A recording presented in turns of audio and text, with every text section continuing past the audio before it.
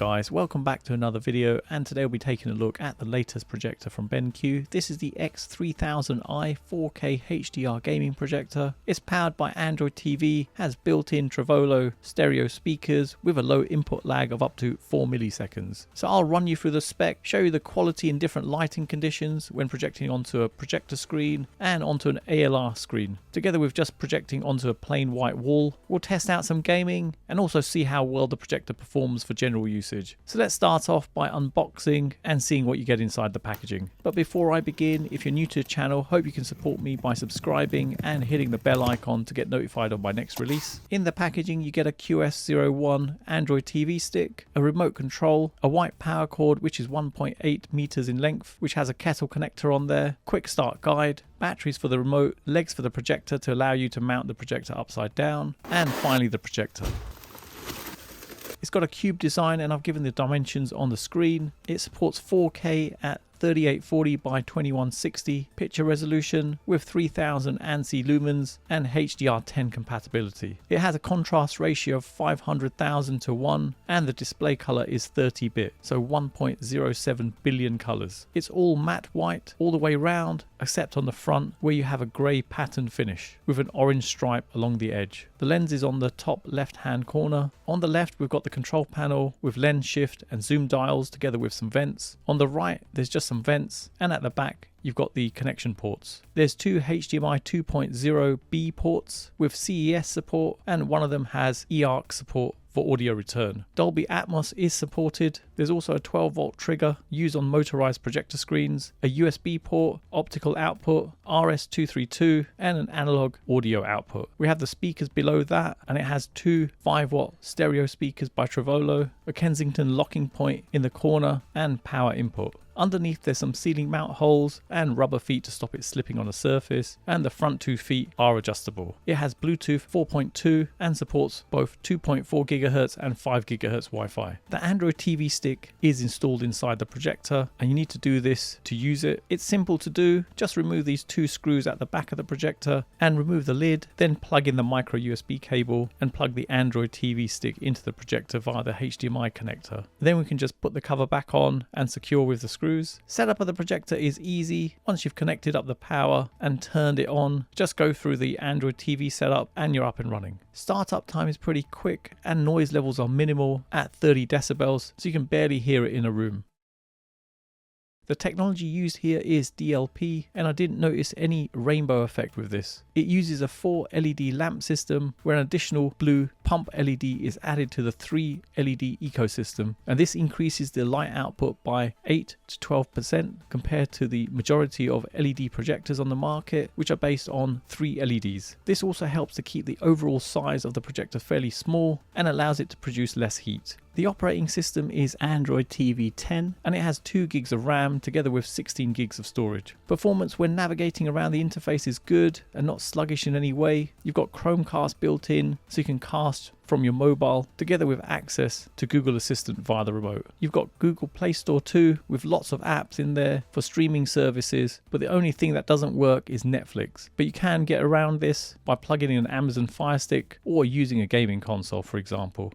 Let's test out some gaming. And just to note, as this device has an Android operating system, you can download games directly from there. So basic games like Crossy Road or Beach Buggy Racing can be played no issues, and as the projector supports Bluetooth, you can even pair up a controller with it. There's 3 different gaming modes supporting a low input lag, so 4K at 60 Hz you'd get 16 milliseconds, 1080p at 240 Hz you get 4 milliseconds, and 1080p at 120 Hz you get 8 milliseconds, which is pretty impressive for a projector. Now connecting this up to both my PS5 and Xbox Series X, this doesn't support HDMI 2.1, so there's no 4K at 120 Hz. The maximum you can get is 4K at 60 Hz with an input lag of 16 milliseconds, which is really good for a projector, and that's the average you'd get on a standard TV. Gaming on here is insane. The huge display looks incredible. The input lag is more than sufficient for the majority of games at 4K 60Hz. Obviously it can't compete with a gaming monitor that has a lightning fast 1 millisecond response time, but this takes your gaming to an epic level on the big screen, literally filling an entire wall. On the PS5 I tried out Gran Turismo 7, Astro's Playroom, Spider-Man Miles Morales, Call of Duty, together with Fortnite. Colors and contrast levels are really impressive, as you can see, giving an amazing experience. The clarity is truly stunning, giving an insane amount of detail. I've even set up my sim racing cockpit to play Gran Turismo 7, and it's just amazing on a screen size of 100 inches. On my Xbox I tested out Halo Infinite, Dirt 5 and Forza Horizon 5. Again, quality at 4K 60Hz is super sharp and the colors look amazing, giving a great immersive experience. Generally 16 milliseconds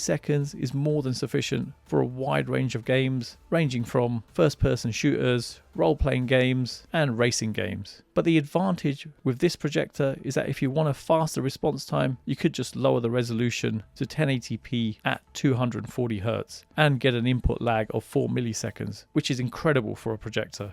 Now, testing this out in a completely dark room on my fixed screen projector screen, the picture quality is absolutely stunning. With its 100% DCI P3 giving a wider color gamut, it's powered by BenQ's cinematic color technology and it's able to deliver colors authentically and in the way they were intended. Then turning on the lights in the room, and the picture quality is still very good, as you can see. Very minimal reduction in picture quality. Now watching in daylight and you can see it's still really good, but remember, the more bright light you get directly onto the screen, the picture quality will just get washed out. Testing out on an ALR screen, this particular screen is aimed at ultra short throw projectors and it still works pretty well on a long throw projector. And as you can see here, in a dark room the quality is still great. With ambient lighting you can see it still looks really good. Now turning the lights on in the room, as you can see it works really well and still usable. You can see here the difference an ALR screen makes. And finally, with daylight in the room, it looks great. Moving on to just projecting onto a plain white wall, and the results are impressive. In a darkened room, really good contrast and color levels. With the lights on, you can still see picture quality is really good. And finally, with daylight in the room, picture still works well, but again, if you had direct sunlight on the wall, the colors will be washed out, but nevertheless, good performance with this.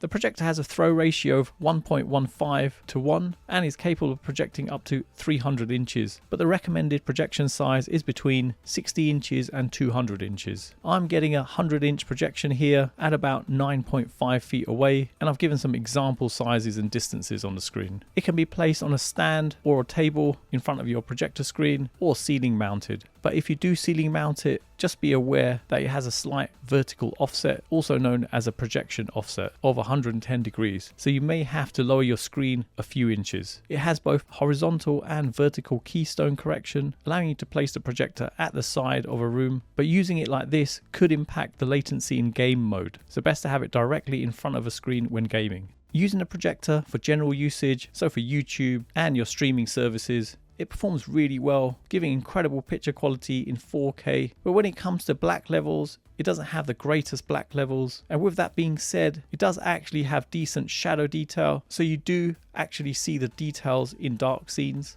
With the 100% DCI P3, you get a wider color gamut, giving an awesome experience when watching movies or even watching TV shows. So personally, I'd say it does a great job. Sound quality wise, it's not bad. You've got two 5-watt speakers by Trevolo, which are pretty good for a projector, but for the best audio experience, it's definitely worth investing in a decent sound bar or surround sound system to get a more immersive experience. The remote has a good build quality to it. It has both the projector and Android controls on it. There's an integrated microphone allowing you to have Google Assistant at the touch of a button. Just a shame the remote isn't backlit. How about comparing with an OLED? But I thought it'd be good to show side by side. So this is my LG OLED C1, and you can see straight away the contrast and brightness levels are higher with either the lights on or off. But regardless, the projector performs really well on the fixed projector screen in comparison. But if you do buy a projector, it's definitely worth investing in a good projector screen to get the best picture quality. Now, comparing this projector with the BenQ TK700STi, which is also a great gaming projector from BenQ, which I previously reviewed. Check out the card in the corner if you want to see that review. But the key differences between the two are that the X3000i has better color representation and brightness levels because it has DCI-P3 and 4 LEDs. It also has a better contrast ratio at 500,000 to 1 compared to 10,000 to 1 on the TK700STi. The X3000i also supports HDR10, giving the next gen games a more cinematic image and immersive gaming experience than the TK700STi.